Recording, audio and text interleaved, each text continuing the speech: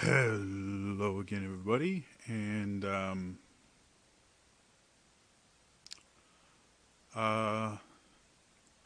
be honest, I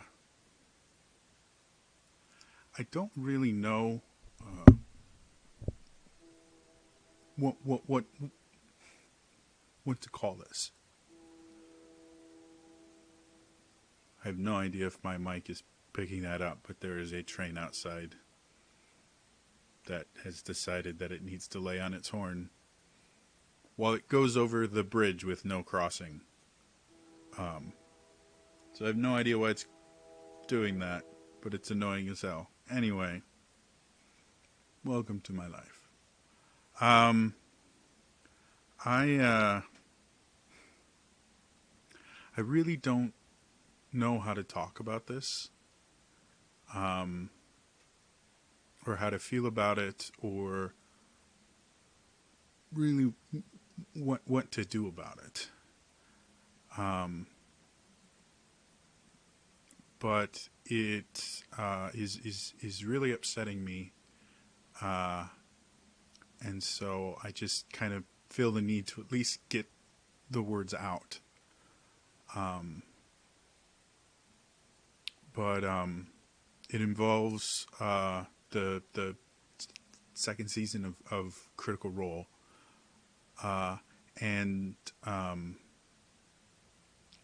just some things that have been affecting me personally, about the new season. That I'd like to preface this that I don't think anyone in the cast, crew, or anyone involved in Critical Role or Geek and Sundry is doing this intentionally, or is being um, um, I don't know, I guess unsympathetic to people like me, or isn't really treating the subject matter with the gravity that it deserves. It's not what I'm trying to say, and this is not me trying to tell anyone in the cast or crew that they should be doing something different, or that they're doing something wrong in any way, shape, or form.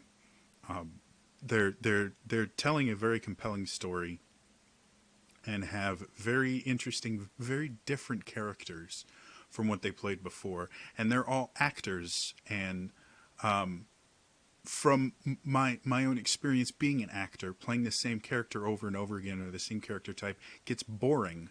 So it feels like they all chose character types that were very different from what they're used to playing, which is a great thing for an actor to do. Again, it's acting is a creative a creative type of expression, and doing the same thing over and over again gets very boring, and you can get burnt out. So as an actor, being able to explore different kinds of characters and explore characters that have experienced things that you haven't, can be incredibly insightful to actors, and can be incredibly useful for future performances and things, and can actually change your own viewpoint on your own life, and your own experiences. So again, I want to really emphasize that this is not me yelling or chastising or even asking the cast to make any sort of makes any sort of changes to what they're doing. I'm confused, and having a hard time dealing with something that I have loved for years. I watched the very first episode of Critical Role, and interacted, and I've had the pleasure of being able to interact with Matt Mercer on a number of occasions. I've even had the pleasure of my face actually being on stream during the Critical Role break. I think twice. Once, I think during the 50. It was either the year or the 50 episode anniversary. I sent them a very special gift, and they played my message for them, and another time advertising the Critters and Team Human 48-hour D&D for for Extra Life live stream we were doing. So I've been blessed to be able to interact with quite a few members of the cast and the crew over the years, and I am, you know, an OG Critter. You know, I was there on day one. I've watched almost every single episode live. The few that I haven't have been because I've physically been incapable of watching live, and I've caught reruns and things like that, so that I've seen every single episode. And I really love Critical Role, and I love the cast, and I love everything. But I also, if you watch my channel, you know that I have some severe mental disorders that prevent me from living a normal life. And for over a year now, probably close to at least 2 years, Critical Role has been one of the things that has made it easier for me to deal with my anxiety, with my depression, because it was a way for me for a few hours to get outside of myself, get completely absorbed in something. And for people that struggle with anxiety and depression, one of the things that you can actually struggle with, and it's extremely common. I call them bad thought processes. I've heard them referred to as negative thought processes, but it's basically your anxiety or your depression will convince you of things that aren't actually true. You'll think that you're worthless, or you'll think that, you know, something really, really bad is going to happen if you do this or if you don't do that. It's very common in a lot of different mental illnesses. And one of the ways that you deal with that is by challenging these bad thought processes, by going, okay, well, logically, no, this isn't true. But a lot of times, once the process has started, the emotional aspects of your personality will kind of cling to that, and it doesn't matter how logical and how much you challenge those thought processes until you actually break them somehow by getting out of them. And there's a lot of different ways to do it. Sometimes you challenge them by doing the exact thing that your brain is telling you is physically impossible for you to do. Sometimes you can do that by simply detaching yourself from the emotion in that particular time, you know, allowing the emotion to cool off and then thinking about it later, and being able, when you're not kind of trapped in this thought process of I'm worthless, I'm horrible, I'm disgusting, you can rationally deal with it, and then the next time it comes up, because you've already dealt with it before, the connection is not as strong. And that's something that for years Critical Role has allowed me to do. But with this new campaign and the direction that they're taking it, I'm having significantly harder times being able to watch it and being able to get absorbed in it, for a couple of different reasons. Some of them are because my mental state is deteriorating, and that has nothing to do with them. But the subject matter that the characters are exploring is hitting really, really close to home for me, and is triggering panic attacks, and is triggering my PTSD. And the most recent episode actually triggered a dissociative episode in me. Now, before I go any further, I've talked about vague generalizations and stuff like that, so nothing I've said has really been spoilery. I am going to talk about specifics of stuff that's happened in the second campaign now. So if you're not caught up on the second campaign, you don't want any spoilers, this is your official spoiler alert. The rest of this video is going to contain spoilers.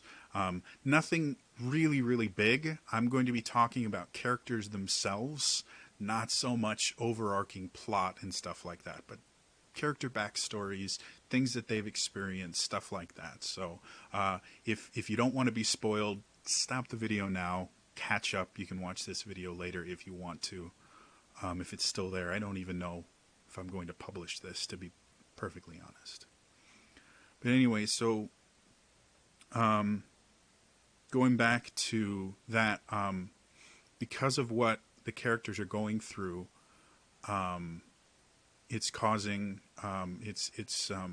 in psychology, unlike what you see on Twitter and stuff like that, the word trigger actually has a psychological meaning. It's one of the reasons that I so vehemently will speak out against people using the word trigger when they don't mean the actual psychological term. Because for people like me who have panic disorder and PTSD, a trigger is not something that makes me feel uncomfortable. It's not a subject that can make me feel bad or might start an argument or something like that. Like a lot of people will treat the word trigger. A trigger for me means that either whatever this thing is that triggers me, whatever the trigger is, can either cause me to start having a panic attack, which is not, again, not feeling uncomfortable. A panic attack is literally your body going into fight or flight. Your heart races, adrenaline starts pumping through your veins, and your brain will switch into survival mode. There's a lot of different things that happen during a panic attack, and they don't always happen the exact same way to every single person. But I get panic attacks often enough that I have what's called panic disorder, meaning not only do I have a predisposition to have panic attacks, I have panic attacks that don't have a cause. Like a lot of panic attacks are your brain overreacting to a stimulus due to anxiety disorders or other things like that, and it puts you into fight or flight mode when you're not actually in danger. And that's what a panic attack is. You're in fight or flight mode when you don't actually need to be. It's not a panic attack if somebody points a gun at your head and you go into fight or flight mode, or someone pulls a knife on you and you have to defend yourself. That is exactly what fight or flight mode was designed for. That's why you have a fight or flight mode hardwired into you, is so that in those situations you can either fight it, the adrenaline and the fact that your heart is beating faster and things like that means more oxygen, more fuel is getting put into your muscles, so that either you can fight, you'll be stronger, you'll be physically stronger and able to fight better, or you will have more endurance and be able to run away faster. That's literally what it is. And there's other things that happen too. Things like what's called hyper-vigilance, which means you become very, very, your senses kind of get dialed up to 11. And you become very aware of everything around you. Again, in the right situation, that will save your life. When there's no danger, it's just very, very off-putting. So when I use the word trigger, that means that there is something that is causing my body to overreact and put me into fight or flight mode. And unfortunately, now I've been diagnosed with a condition called conversion disorder, where what it is psychological things can cause physical symptoms. The symptoms are real. They're not psychosomatic or anything where I'm doing it to myself. No, these are real, actual things that are happening to me. They're just not because of a physical cause. I don't have a brain tumor or, something wrong in my brain or my nervous system or anything like that. They're working the way that they're supposed to, but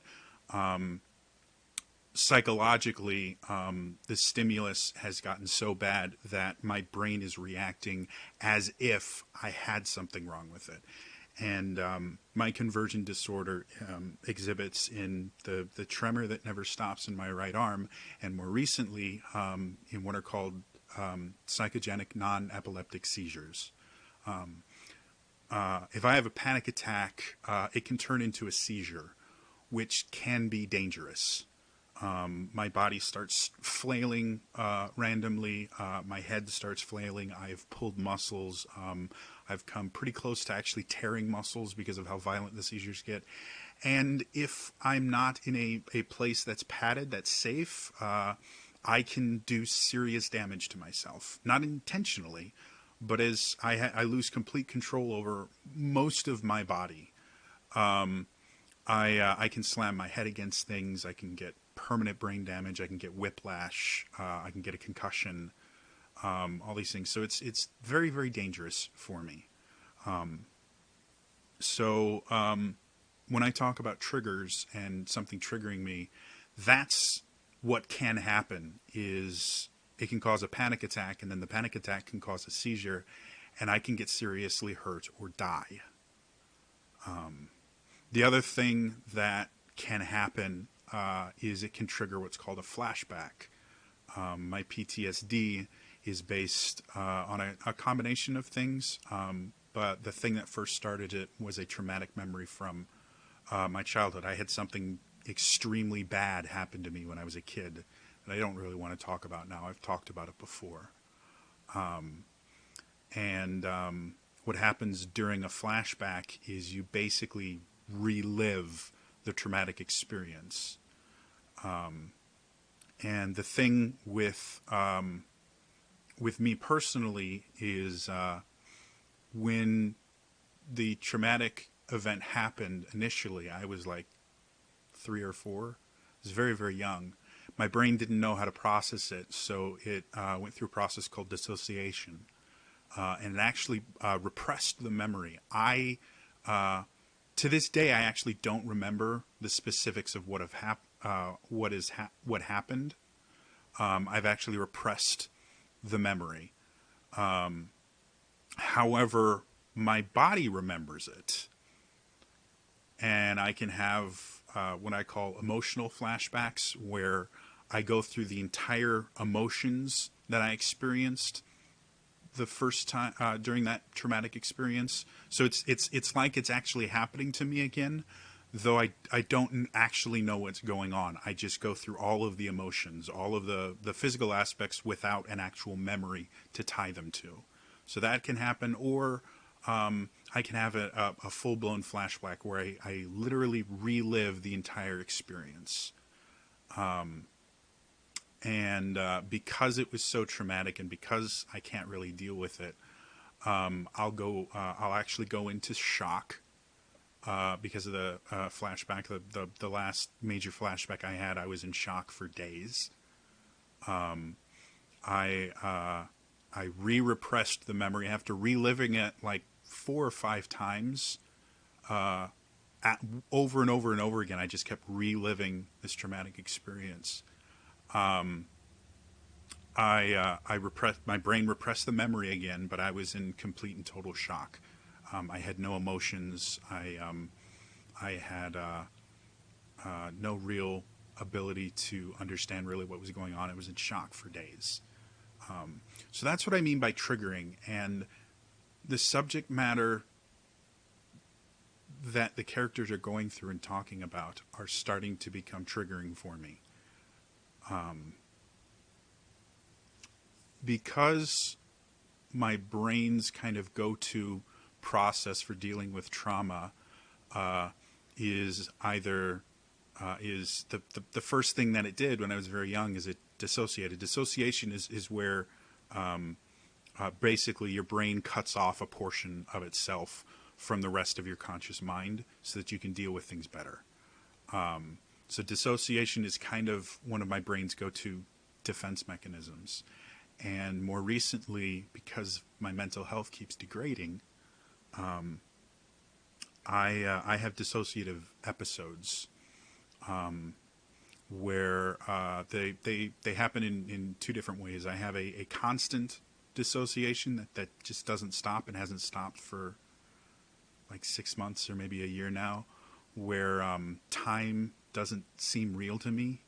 I'm completely incapable of feeling the passage of time, and There are some times when I feel like time is randomly speeding up and slowing down. And a lot of people think that means that, oh, I just lost track of time. No, it's quite literally, my brain will measure, oh, 2 minutes have passed, and it'll have been 2 hours.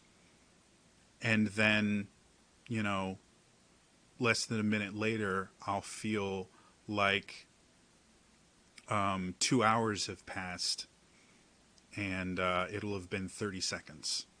Like my brain does not interpret time the way it's supposed to, and that's constant. It started. I can't remember when it started, but that's always how it is now. The only way I do anything anymore is I have, I don't know, 2 or 3 dozen alarms set up on my phone so that I remember to do things, like go to appointments with my therapist or see my doctor, all these other things. Without my phone, I would be completely incapable of doing anything that required time, because I simply, time doesn't seem real to me. So that's a form of dissociation. And then more recently, I've been having what are called derealization episodes. And what that means is basically I feel that I'm real, but the rest of the world isn't, for some reason. I've had ones where I felt like I leapt through time, and I was convinced that I jumped like 3 or 4 years into the future, and that nothing around me was familiar. I was in my house.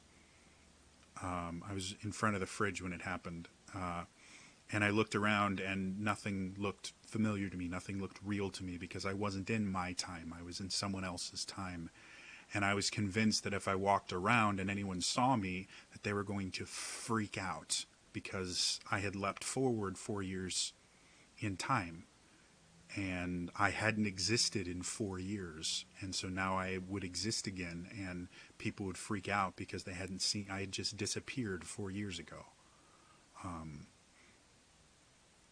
And logically, I knew that wasn't possible, but my brain, I was dissociating. My brain had cut off part of itself because of extreme anxiety, and I couldn't convince myself otherwise.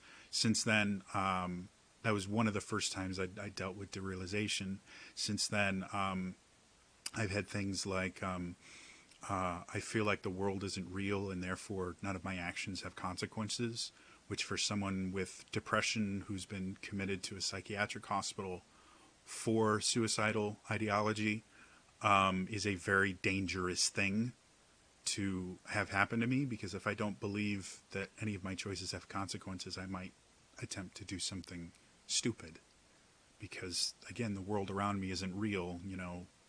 The knife in front of me isn't a real knife, and therefore it can't hurt me.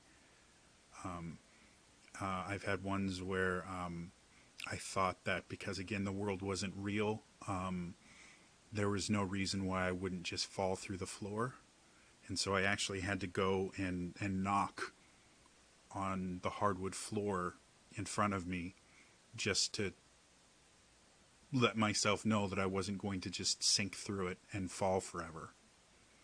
And again, logically, I knew that wasn't possible. I understand the physics behind it and everything like that. It simply wasn't possible.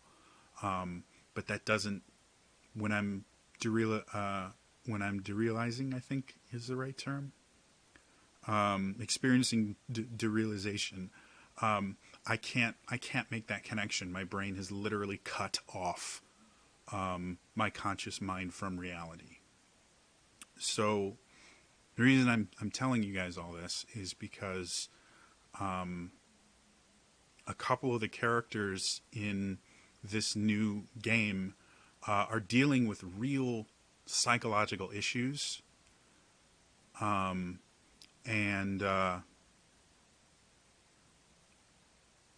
because they're dealing with them, they're when they have to deal with them, they start triggering my own experiences. And part of me is kind of upset about it, because this is what I have to live with. And if there was a pill, or if there was an exercise or something that would take all of this stuff away, I would do it in an instant. My life is a living hell, and I can't do the things that I want to do. I can't hold a job. I can't go see my friends. I can't go out and see movies. I have a hard time leaving my room to go to the bathroom. I would not wish this on my worst enemy. And yet, these guys are putting it in as part of their game. And again, I'm not trying to accuse them of belittling me or people with mental illnesses or anything like that. Like I said, as actors, I firmly believe that they're just trying to explore things that they haven't explored before, and that's perfectly okay. But for me personally, it hurts, especially things like Caleb, Liam's character.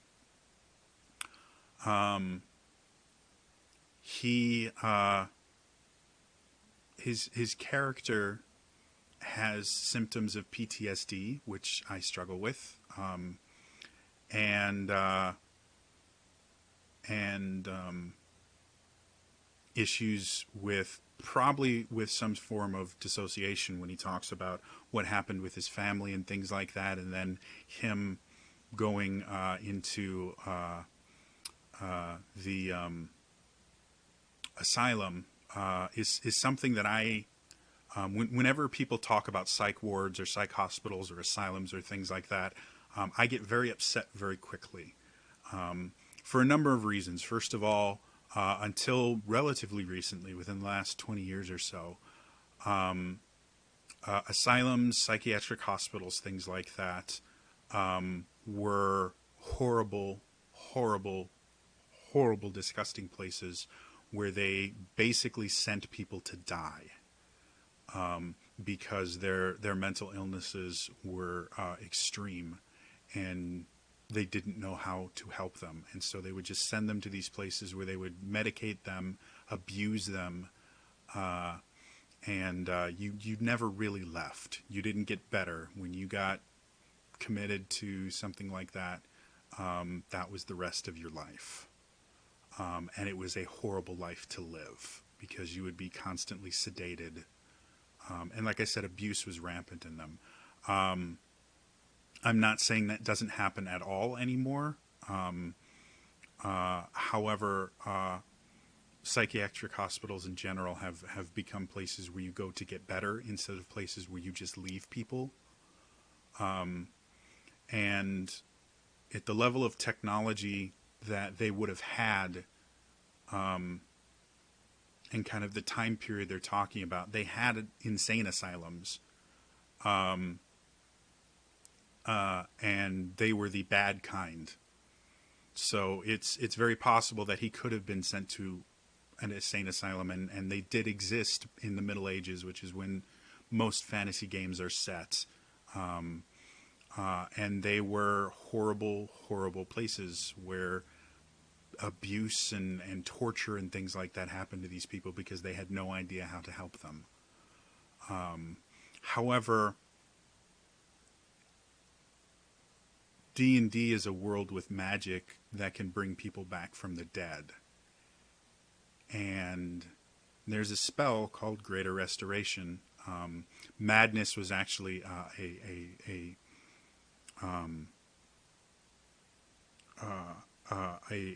big factor in the third season of the D&D Adventure League. You could develop madness because you were dealing with devils and demon kings and things like that, and so you would see these things that your brain couldn't handle, and so you would develop madness. Greater Restoration cures all levels of madness. So in the world of Dungeons and Dragons, and they have used this before, they have a spell that fixes all madness. It's how it works. So when I hear about a character that has PTSD, that was put into an insane asylum for over a decade, and got out, and does things like keeps himself dirty and stuff like that because he doesn't feel like he is a worthwhile person because of what he did and his PTSD and depression and things like that. That for Liam, that's a character. For me, that's real. My first full flashback happened while I was in the shower. Because of that, I can't bathe more than once a week. Sometimes I can do it twice a week. So in that way, I kind of relate to Caleb in the idea that he's always dirty. Unfortunately, so am I. And I do what I can to mitigate it as much as I can. And I'm working with both of my therapists to improve my own hygiene. But the wrong thing happens, and I get to relive the most traumatic thing that's ever happened to me over and over and over again, and there's nothing I can do to stop it. I just have to sit there and live through it. And seeing that as part of the game and how he's kind of treated it has really upset me. And again, I'm not trying to chastise Liam or anything like that. Again, I think he's trying to treat it with as much gravitas and respect as possible. This is not me trying to tell them that they're playing their games wrong or anything like that. I'm just trying to get these words out so hopefully I can understand better what in the hell's going on in my mind. But hearing him talk about being in an insane asylum, I was committed to a psychiatric hospital. It was despite the fact that the staff there, aside from one psychiatrist who almost killed me, not intentionally, but through being a dipshit, and giving me a medication I never should have been put on. Other than that one psychiatrist, the staff were wonderful. The nurses there were incredible. The therapists there really, truly wanted to help, wanted to help me get better, help me deal with the things that I couldn't deal with. They were fantastic people. The patients there are probably the thing that blew me away the most, because everybody that was there, and I was on a floor with people with mental health issues along with substance abuse issues. We were all on the same floor. And so I had people there that were going through withdrawal. There were people there that had severe personality disorders, that had severe mental disabilities that caused them to be a danger to themselves or to others. That's why they were in the psychiatric hospital and not on outpatient or something like that. That's why you went there, was because you were either a danger to yourself or a danger to other people. I was put in there because I was a danger to myself. They felt that I was going to try and kill myself. So,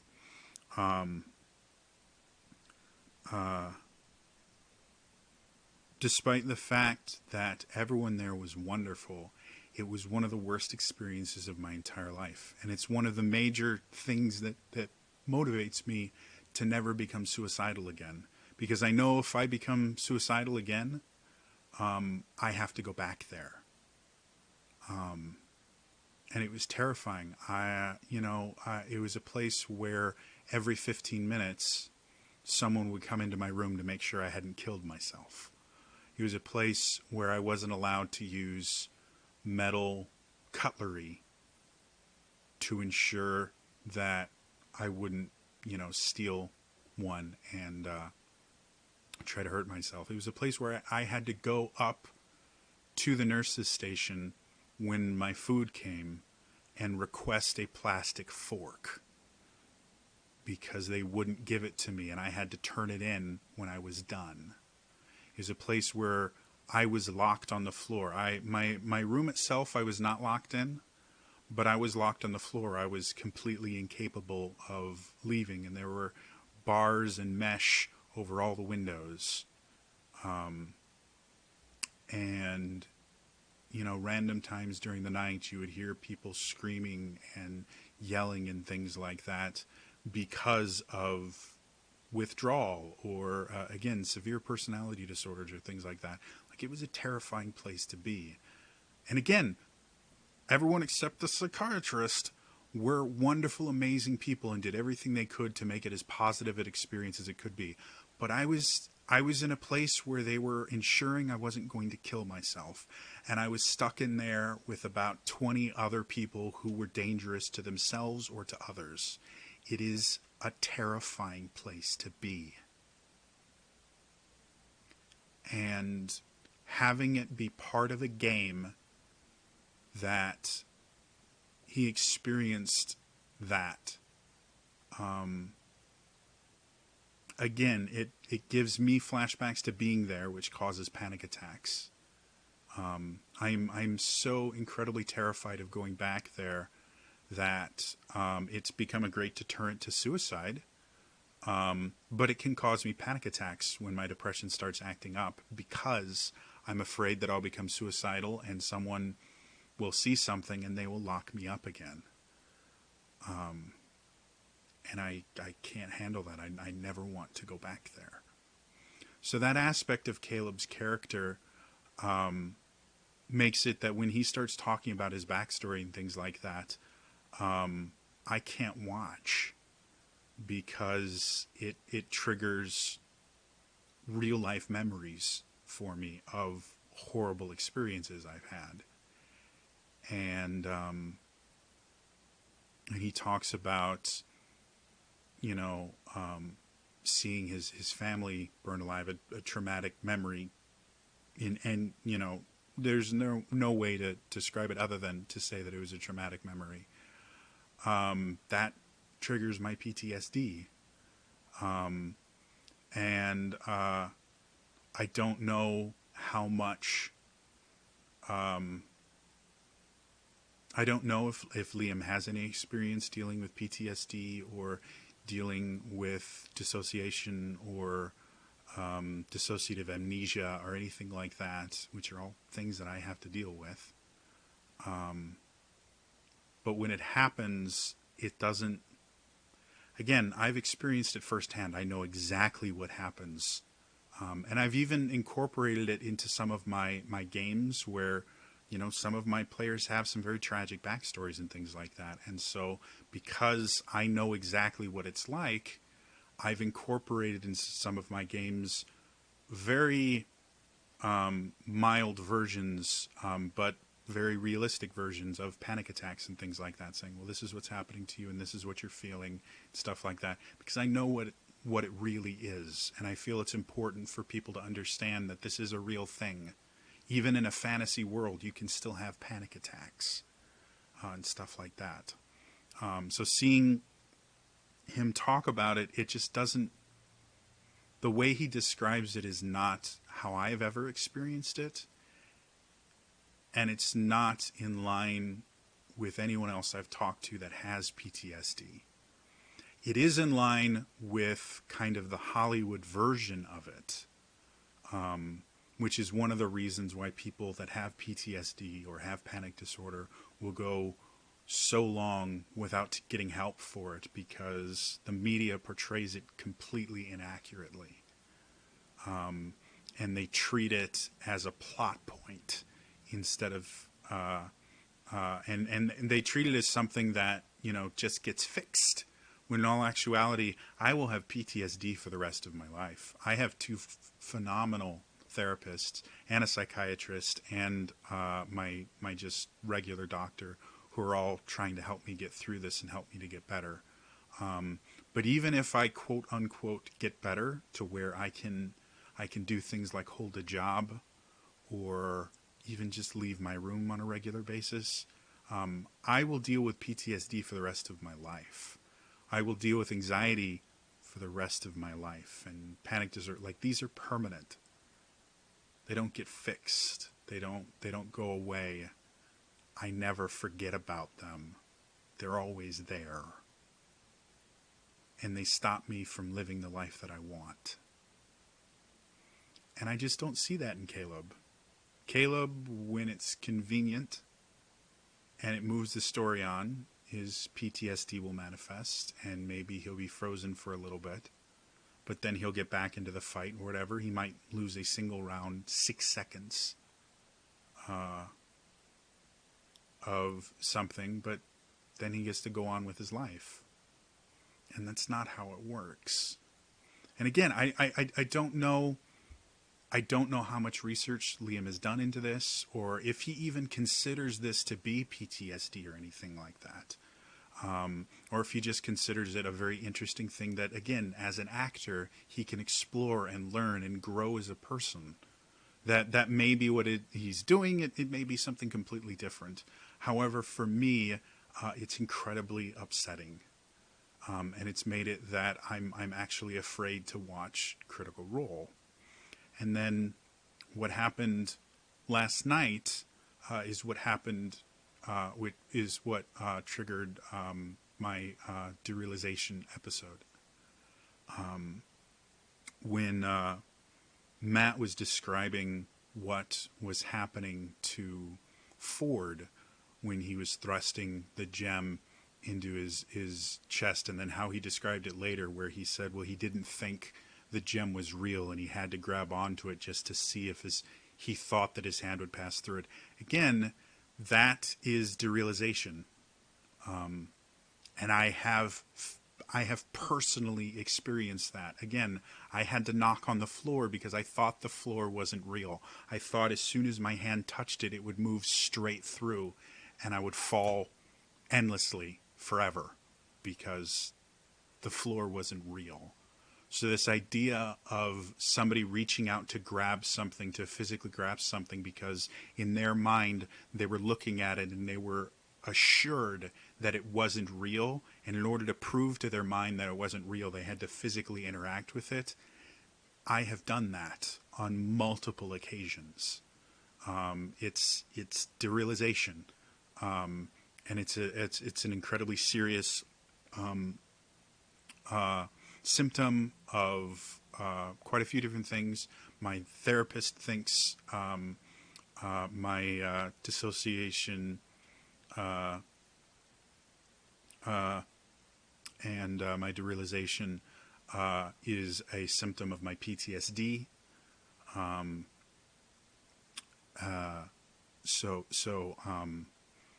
It's another thing that, because I had a traumatic experience and my brain decided to repress the memory. Dissociation with amnesia is technically what it's referred to, or how it's been explained to me. Was that repressed memory? My brain just got used to doing that, and so now whenever I get into a situation where my brain goes, okay, you can't handle this. You're not going to go. Instead of going into full-blown shock, it dissociates as a way to kind of shield the rest of my higher functions from dealing with what my brain has decided it can't deal with.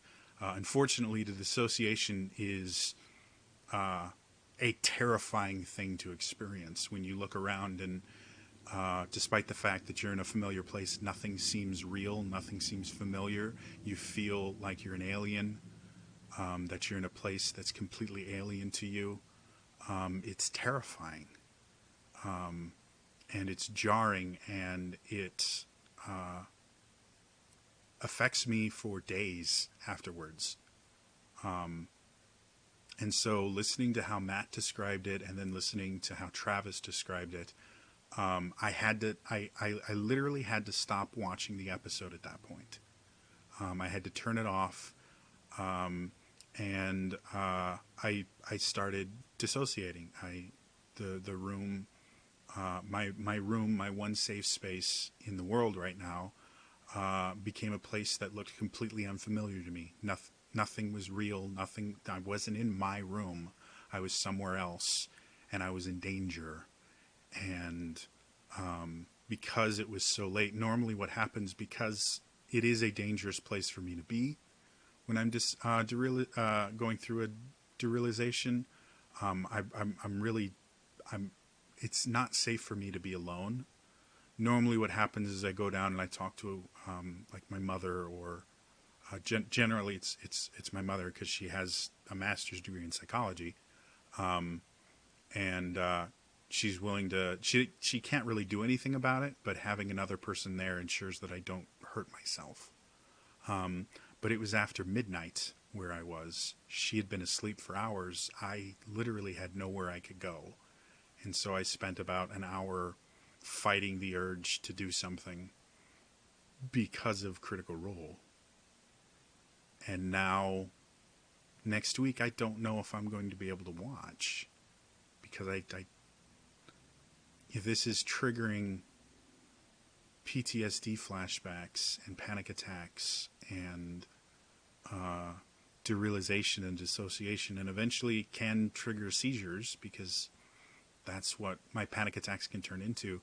It is literally dangerous for me to watch this show that I'm highly invested in, this show that I've watched for years, this show that has been a coping mechanism for me to be able to deal with my depression, anxiety, and all the other things that are wrong with me as my mental state just slowly crumbles into nothingness.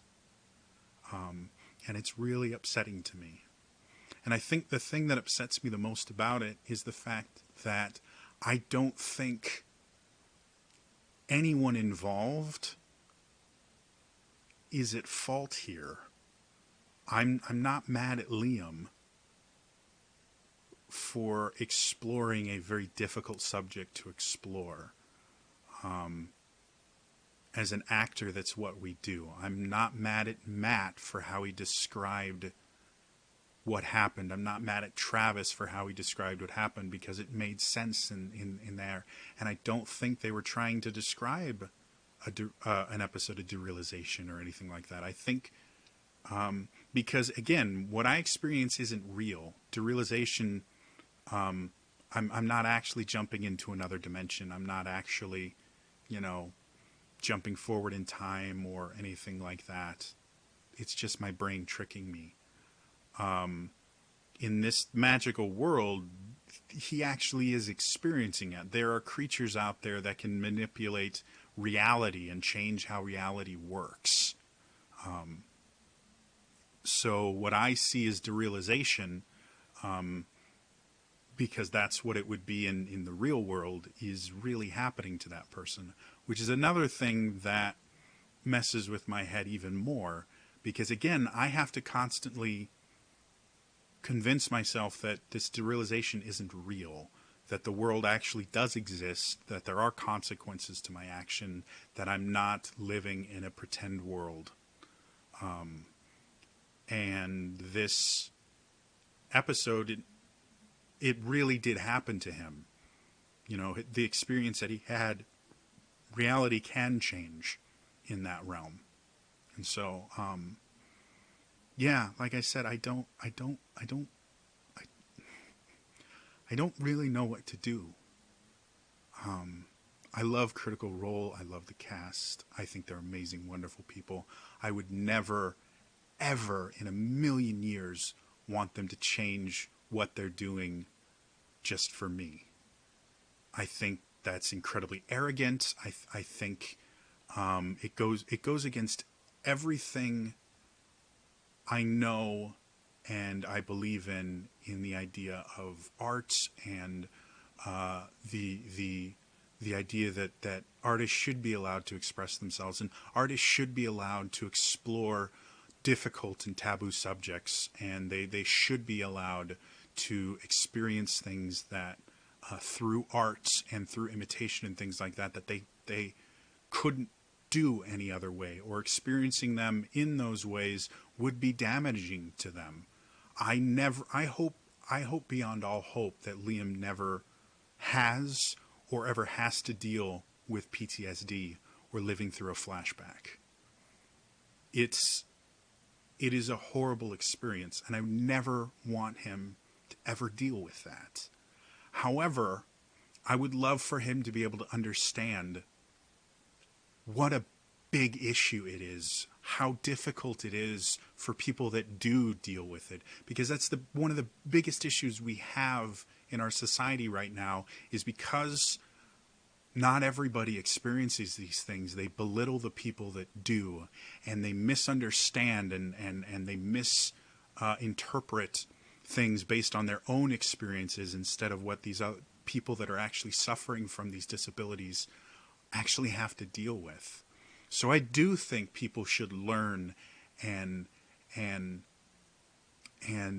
really try to understand as best they can these things like PTSD and panic disorder and conversion disorder and all these other things. And depersonalization and derealization and dissociation.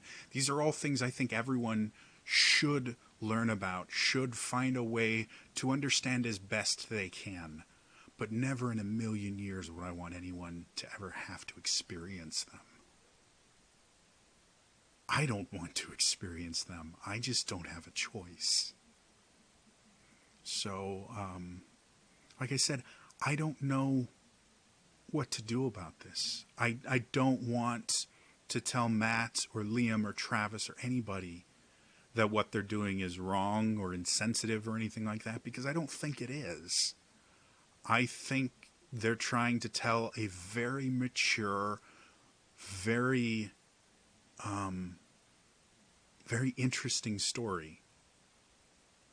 And unfortunately for me, it's hitting things that I can't handle. And it sucks for me that something that I love so dearly is being taken away and I'm not able to experience it anymore. And it's nobody's fault. It's not their fault that something happened to me when I was a kid, or all the really horrible shit that's happened to me for most of my life. It's not their fault that that happened, and it's not their fault that I have gotten to the point where I can't deal with any of it. And it's not their fault that they want to explore new avenues with these characters, and they want these characters to not be, two-dimensional, heroic, haha, I can do anything. They want them to have real lives, and they want them to have real tragedy and really be affected by it. I don't think that's a bad thing. I think it's very noble that they're trying to do that. I'm just really upset that because that they're doing that, I can't experience it anymore, and I'm losing one of the things that has helped me to make it to where I am today. I made a video before. It's one of my more popular videos called Critical Role Saved Me, and I talk about what it's done for me and how it's made it so that I've been able to live through very horrible experiences. So it's a really important thing for me. And as it is right now, it's gone. It's not that it's not there. They're still making stuff every Thursday. But I can't experience it anymore because it's going to cause more harm than help now. So one of my coping mechanisms is being taken away from me. And I'm really upset about that. And the thing that makes me the most upset is I can't really blame anybody for it. It's not Matt's fault, it's not Liam's fault, or Marisha's fault, or Travis's fault, or Laura, or Taliesin, or Ashley, or anybody. I mean, or Sam. I have no idea why I forgot Sam. But it's nobody's fault. They're not doing this to be insensitive. They're not doing this to be jerks or anything like that. They're actors that are exploring new characters and are learning things about these characters and themselves by doing it. It's one of the reasons I still am so passionate about acting. You learn things as an actor that you cannot learn any other way. It's an amazing experience. It really, really is. And I highly encourage people to try acting. I really do. It will help you to broaden your horizons and help you to learn things that you never thought you could learn, and will help you to understand things that you never thought you could understand. You really do, by becoming someone else, by learning about another person's struggles, you learn a lot about yourself, and you get a much wider worldview. So again, I'm not trying to say that I'm mad at anyone in the cast or anyone at Geek and Sundry or anything like that. I'm just mad that I can't watch it anymore.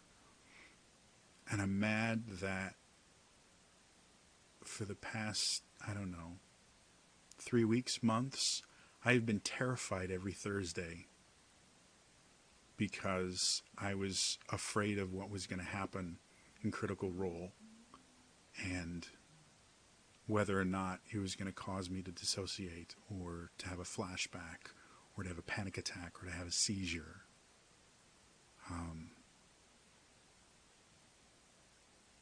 Yeah, and I don't know what to do. I don't want to stop watching. I also don't think it's healthy for me to continue watching. I think it's rather obvious from the things I've talked about here that this is a serious thing. And I'm going to be talking to my therapist about it and seeing if they have better ways that I can deal with this. But as of right now, I just can't.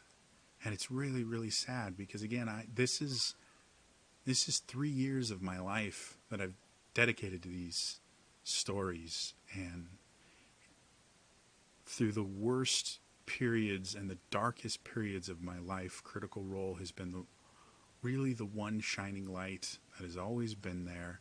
I've always been able to cling to when I was at my worst, when I couldn't see a way out anymore. I was able to go to Critical Role and come back. And I can't now. So anyway, yeah.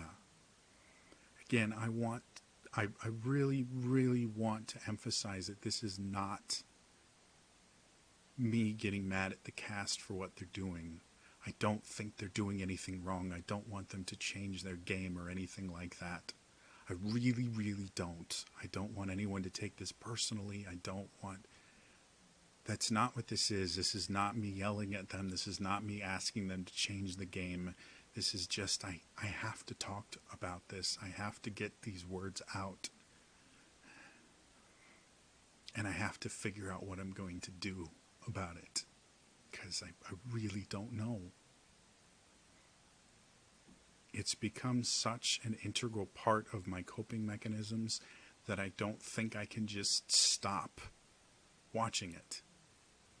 And yet, I also can't afford to continue watching it if this is how it's going to go. And again, that's not a bad thing.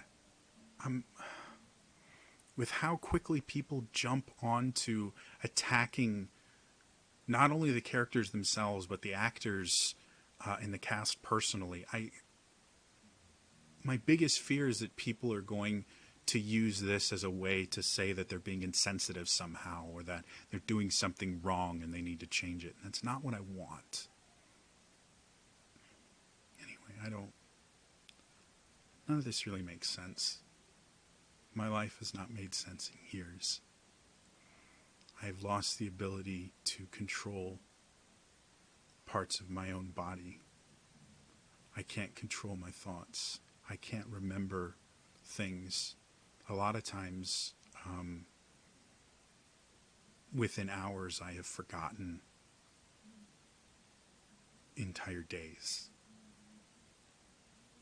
My life is slowly being taken away from me due to mental illness. And Critical Role has been one of the things I've been able to cling to. And I want to thank everybody involved, everyone from, Matt and Marisha, who's, running the Geek and Sundry Twitch, and Sax, and, all the people who have done all these amazing jobs, you guys, and Zach, when he first started it, and Cookie and Ryan and everybody that's been involved. You've made amazing things, and you have literally changed my life. And you've helped me continue living when I personally couldn't. And now, for me personally, that part of my life is over.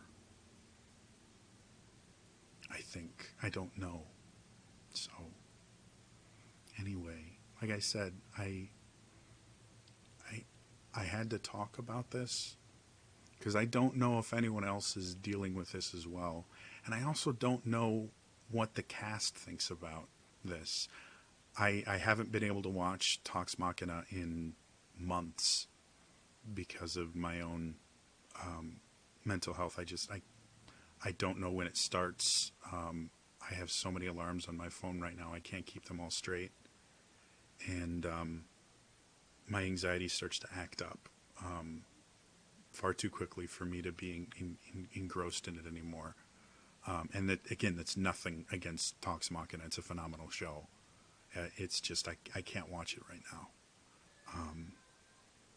So I don't know if the cast has even been asked about the mental health aspects of what their characters are going through, or whether they've actually researched into what is PTSD really like, what is dissociation and derealization, or if they even know that their characters are going through any of this stuff.